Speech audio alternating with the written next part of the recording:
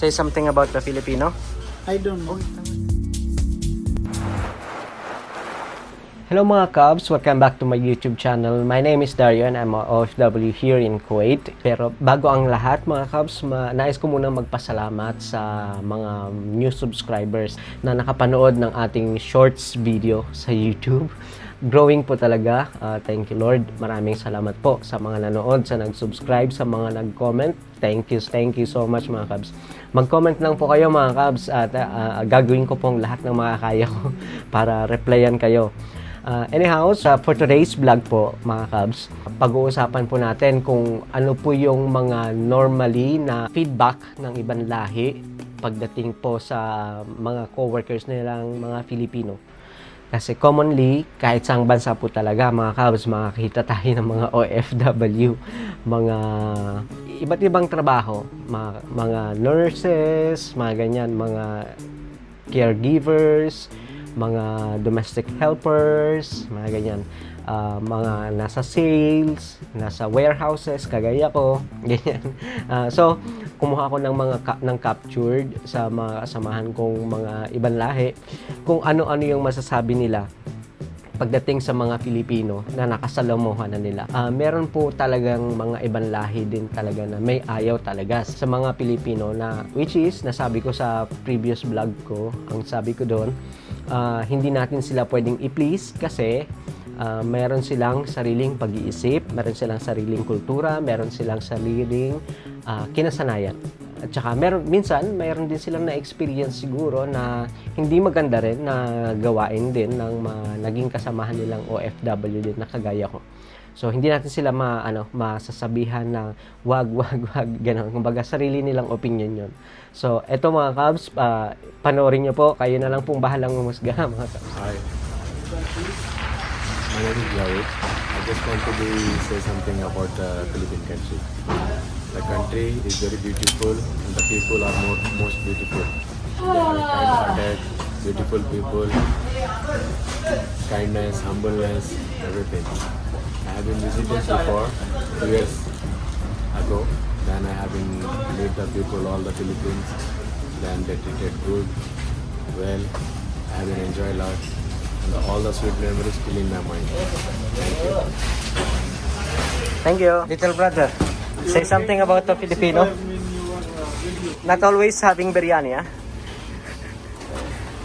Filipino guy always need to biryani, like 1 kg, 1 kg baba, and we need searching damage item here.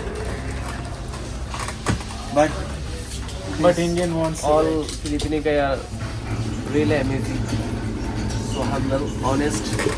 I really love that, and thanks to my young elder brother. He really loves you and he's helping always. I'm so glad he's thanks. You just want Filipino, bro. Filipino number 1.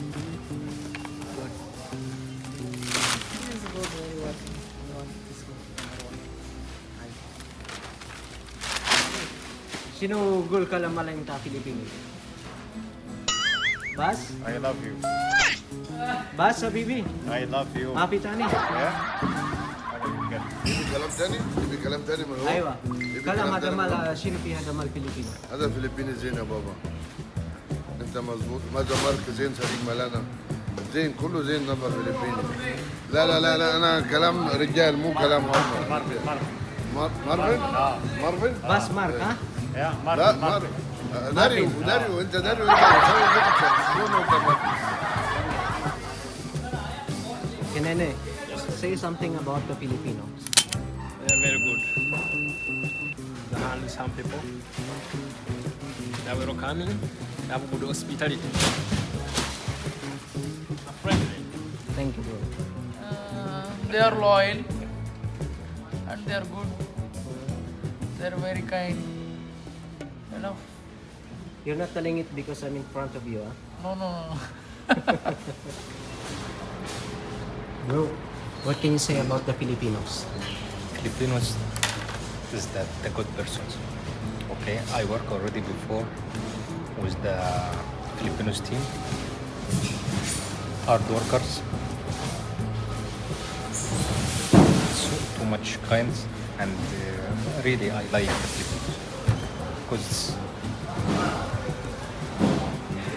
because what? I don't know, or I can't say any word, or I can't find any words